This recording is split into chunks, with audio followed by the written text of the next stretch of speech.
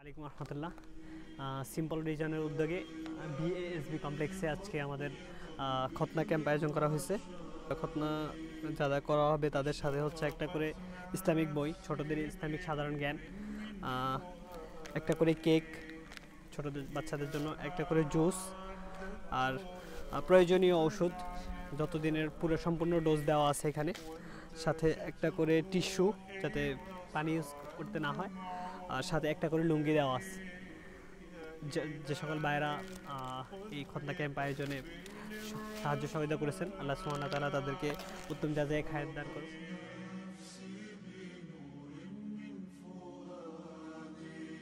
হযরত ইব্রাহিম আলাইহিস সালাম এটা করেছেন, সমস্ত নবী রাসূল আম্বিয়াদের এটা সুন্নাহ, এটা একটা সুন্নত কাজ। বাচ্চাকে শুধু খতনার সুন্নত না, আরও যে সকল সুন্নত আছে, খতনা ছাড়া আর সুন্নত কাজ আছে না?